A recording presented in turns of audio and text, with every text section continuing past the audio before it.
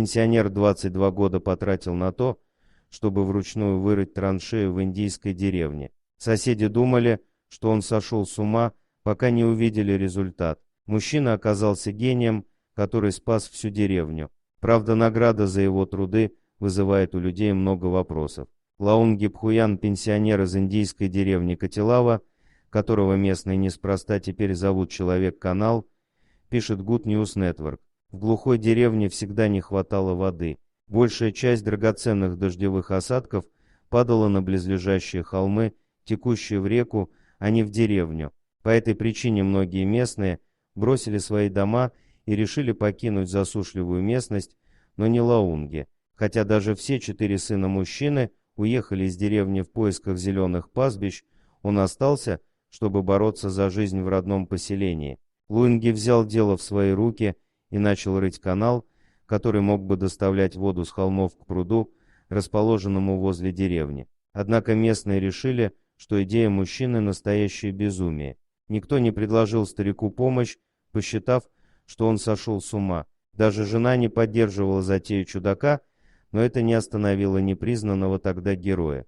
Как Лаунги объяснил журналистам, его вдохновил горный человек Дашрата Манджа, житель Индии, который с помощью молотка и долота за 22 года проложил дорогу через гору возле деревни Гихлаур с 1960 по 1982 года. Я слышал о нем и подумал, если он смог это сделать, то почему я не могу, рассказал Пхуян. Они все думали, что я сошел с ума. В течение 3 долгих десятилетий мужчина вручную рыл траншею шириной почти 1,5 метра и глубиной 90 сантиметров.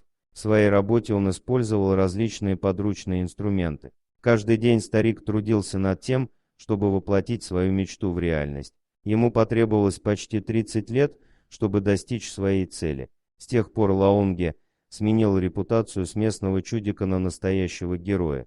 Теперь жители Катилавы пользуются плодами его многолетнего труда.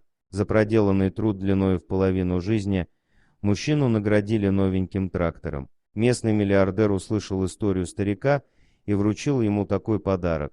Возможно, это не та награда, которая способна компенсировать 30 лет работы и насмешек, зато теперь старик сможет с помощью него расширить канал. Зато в соцсетях люди стали винить индийские власти за то, что они не поддерживали Пхуяна.